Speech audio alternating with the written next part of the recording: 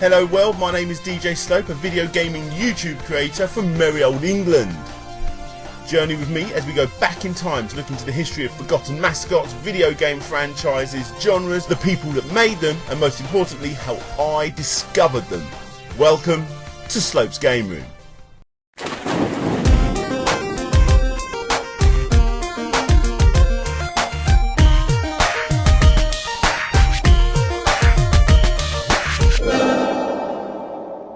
We're seeing cases of kids emulating these games because the games are so realistic. They want the sensation of the real experience in real life. Violence in video games is bigger now than ever. No matter what the rating, kids always seem to get their hands on these games. But in the mid-80s and 90s, kids got their kicks from comics, portraying naughty kids at school. I present to you the Beano comics.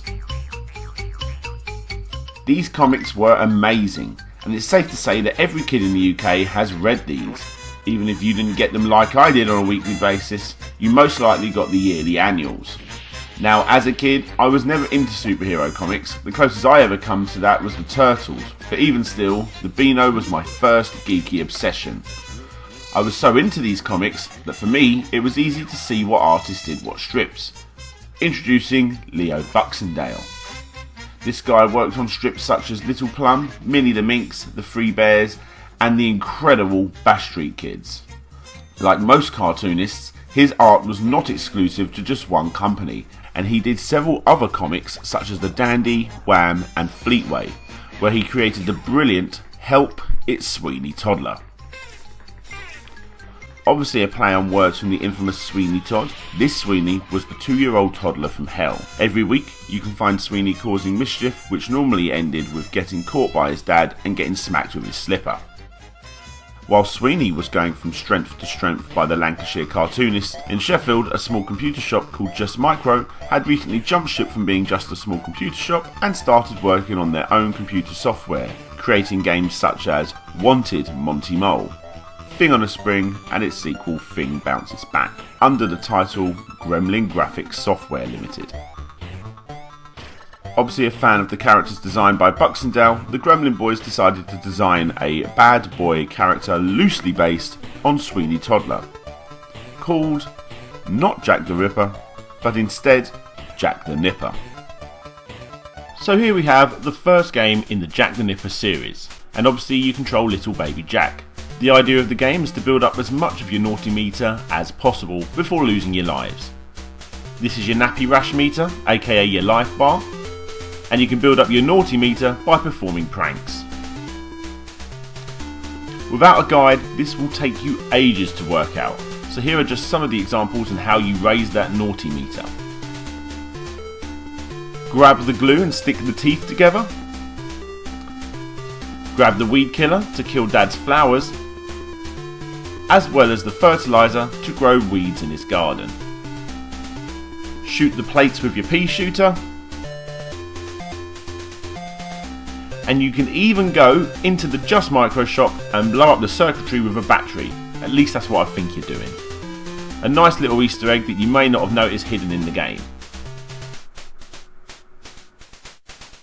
While doing these pranks, you must dodge everything in sight because even a single touch with another character will raise your nappy rash and eventually lose you a life. This is a brilliant little game.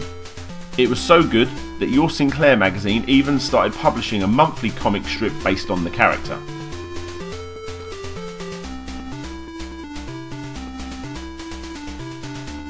Here you can see the little Nipper not happy about his parents having a lame party in his living room. So, he decides to get pissed. Moving on. Next up is Jack the Nipper 2 in Coconut Capers. As the first game had you platforming and puzzling through 50 screens, the sequel had no choice but to up its game to a whopping 190. Due to all the mischief that Jack caused in the first game, he and his family have been deported to Australia. Unhappy with this, he decides to jump out of the aeroplane using his nappy as a parachute and lands in the middle of an African jungle. Here, Jack must cause as much trouble as possible while avoiding getting told off. The idea and goal in this game is the same, but the style of gameplay is different.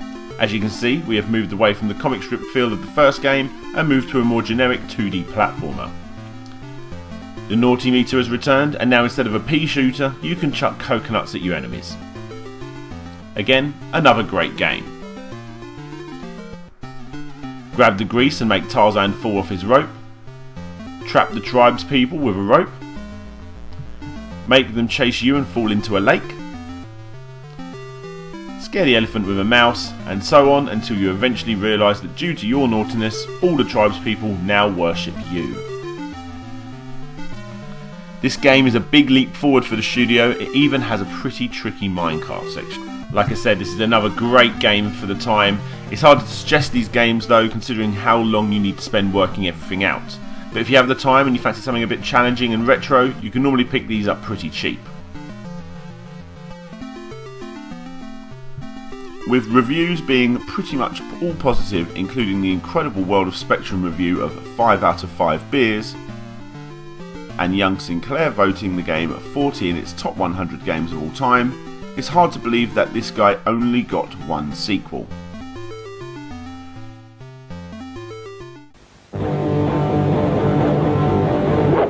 Once you start playing Sonic the Hedgehog,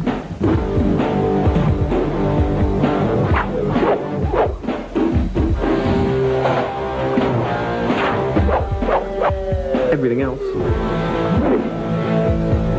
seems a little bit slow. It wasn't long after these games that Gremlin worked out that kids had sort of grown out of the naughty Dennis the Menace days of the past, and instead, being rad, having attitude, and speed was shaking the playgrounds. Don't worry, I'll catch him. And all attention was on the new kid on the block. Gremlin decided to go head to head with Sonic and started working on the rival, Zool, Ninja of the Nth Dimension. Or Poots, as he was known during production. But who was Zool? Zool was in fact a gremlin. Good work there, guys.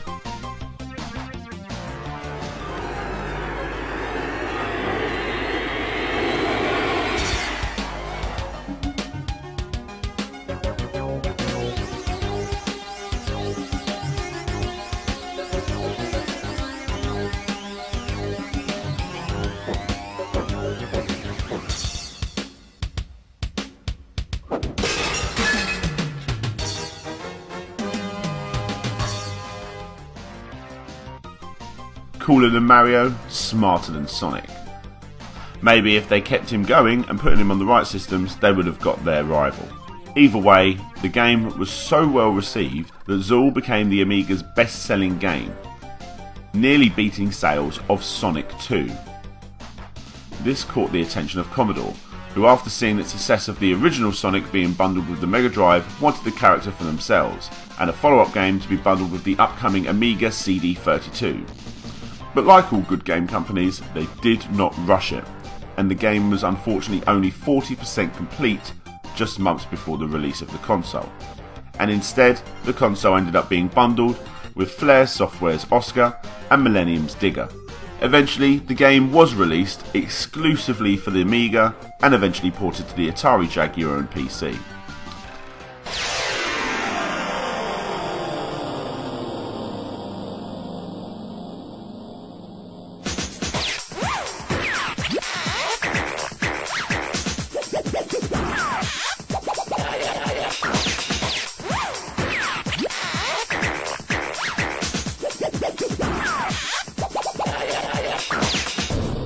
In this game, Zool returns with his new female companion, Zoos, and the faithful dog Zoon.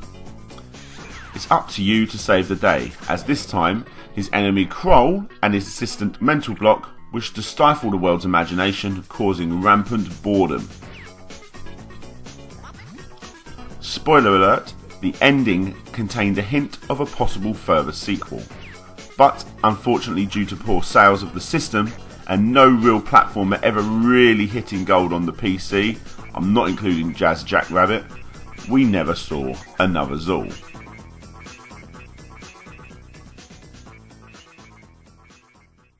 It wasn't long after, in December 1996, that Gremlin acquired a small company known as DMA Design. Gremlin was then bought out by Infogames in June 1999, with plans to sell DMA and eventually close the doors completely on Gremlin. So there you have it. A brief history on Jack the Nipper, Zool and the original Bad Boys Gremlin.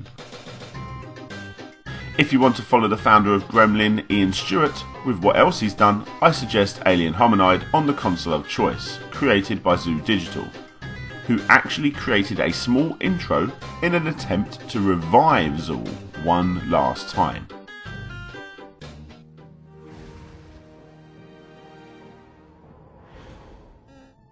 But luckily, the game ended up being changed to what was eventually Screw Attack nominee for Worst Multi-Platform Game of the Year in 2007, Ninja Bread Man.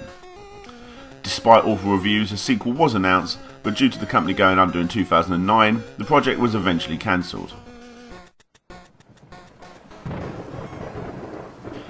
Now, for all you naughty bad boy rebel kids out there looking for something to play when you should be in bed, I suggest following what DMA eventually become.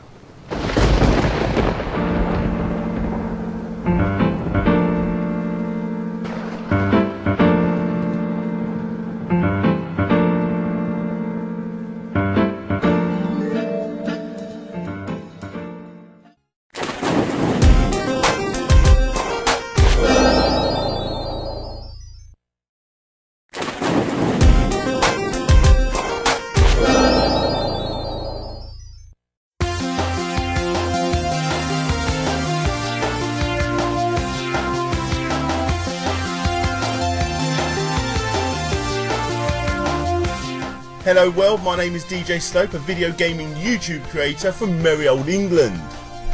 Journey with me as we go back in time to look into the history of forgotten mascots, video game franchises, genres, the people that made them, and most importantly, how I discovered them.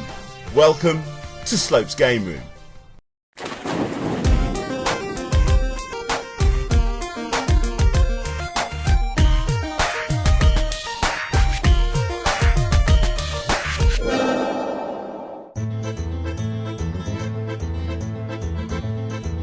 Okay, so obviously I'm joking and that was very stereotypical. But to be honest, if you're watching a video like this, there's a very slim chance that you was ever this sort of gamer. But there is a high chance that you know this story way too well. Going through the second-hand section trying to find a gem and finding nothing but Call of Duty and FIFA games. Well, I was at one point in danger of becoming this sort of gamer as well, as I too wanted to venture into the more grown-up games, as things like Castle of Illusion seemed a bit too easy, and dare I say it, childish for me. But I went a very different path, which not only kept the classic games that I always loved alive and kicking, but filled that big boy urge I so desired. Now, as a young lad, I loved playing platformer games. In fact, that's never really ever changed. But as I got older and better at these games, I wanted something that was a bit more challenging and a bit more realistic. Thankfully, cinematic platformers did just that. As usual in Slope's Game Room, it's best to start at the beginning. The year is 1985 and Jordan Mechner had just received his BA in psychology from Yale University. He had created several games for the Apple II computer prior to this, and all of which are a tad forgettable in their own right. But more importantly for this story, they helped lead Jordan on his path to create his first full published game, Karateka. Karateka is in fact an early run-along fighting beat-em-up game. Jordan wanted the game to have a far more realistic feel to current games and used his love of woodblock print art as well as early Disney animation films for how the game should look, claiming that such works convey such powerful emotion and atmosphere without a word being spoken. He wanted to combine not only great gameplay but also small cinematic cutscenes to create a full cinematic feeling game. To do this, he used a technique known in the animation industry as rotoscoping. Rotoscoping, in short, is a technique where you film someone acting out the animation of a character, which you then trace the movements, resulting in a far more realistic animated character. A good early example of this is the often forgotten classic animated movie Gulliver's Travels, which is currently in the public domain. In other words, it's completely legal to download and watch the film. Anyway, Jordan used his rotoscoping animation technique for his game by filming his karate instructor and drawing over the images, giving the game a fully unique and very real feel compared to the competition at the time. Once completed, the game went on to be a big success with everyone that played it, even getting a remake in recent years for the PS3, 360 and Wii U, as well as a faithful original remake a year later for Android and iOS devices. But as great as the game was, it wasn't a true cinematic platformer. So let's move on to Jordan's second published game, and what most class as the first ever cinematic platformer.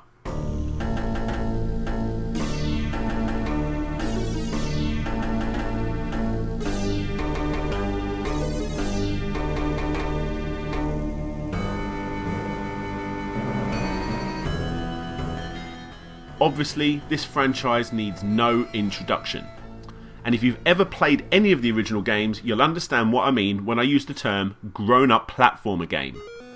Unlike the classic Mario games that came before it, Prince of Persia actually finds our hero moving from screen to screen, giving you the player more time to work out exactly how you should traverse the obstacles ahead in a far more realistic fashion.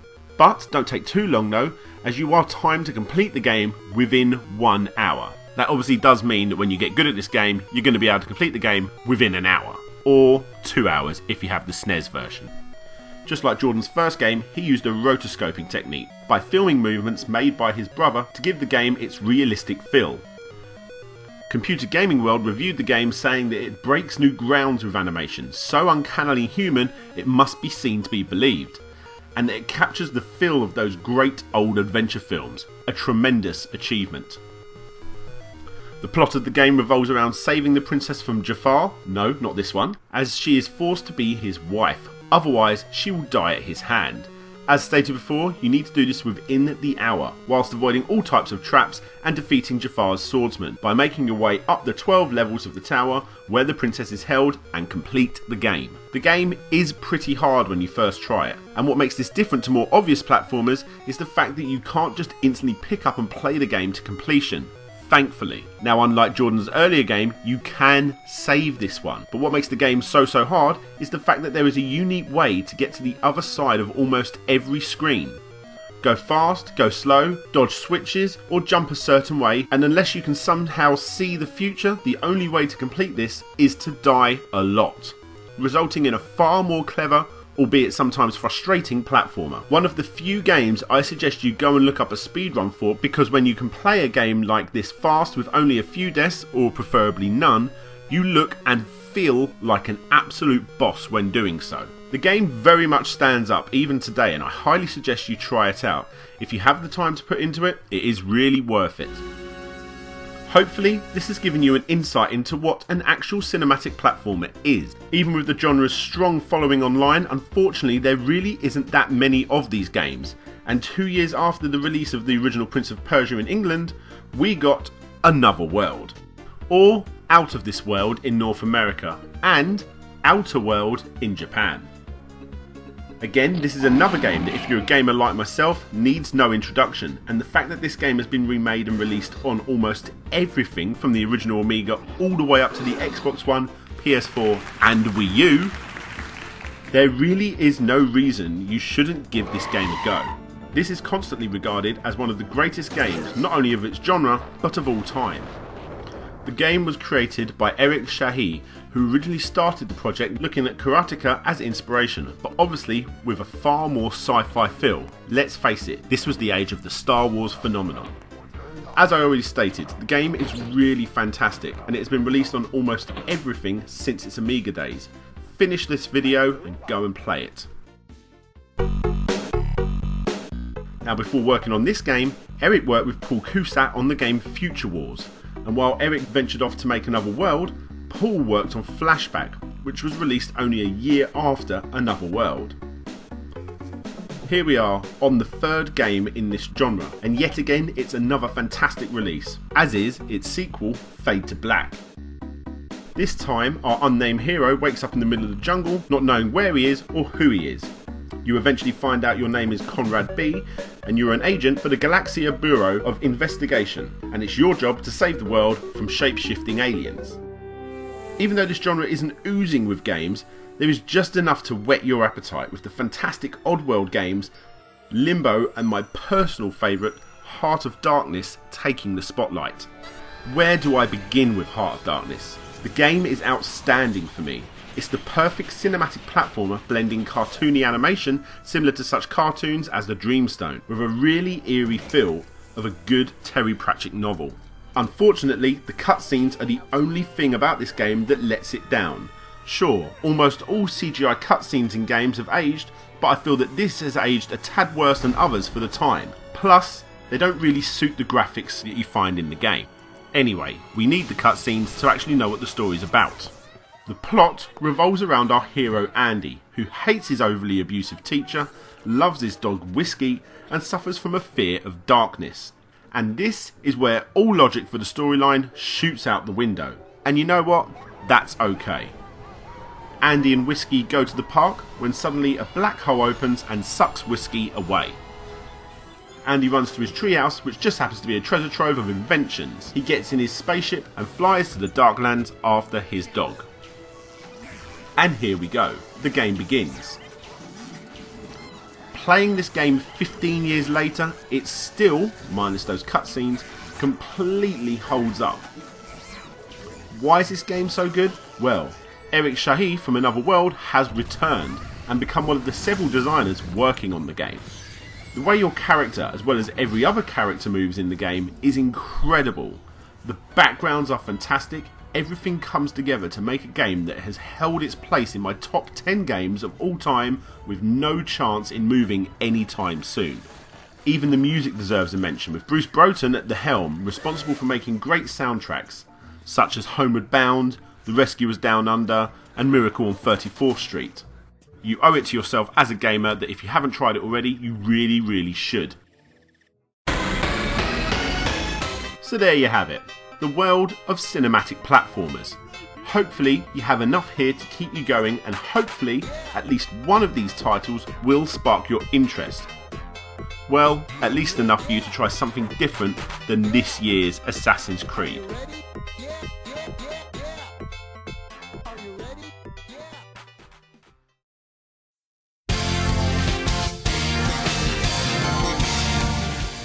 Hey guys, I hope you enjoyed watching this video.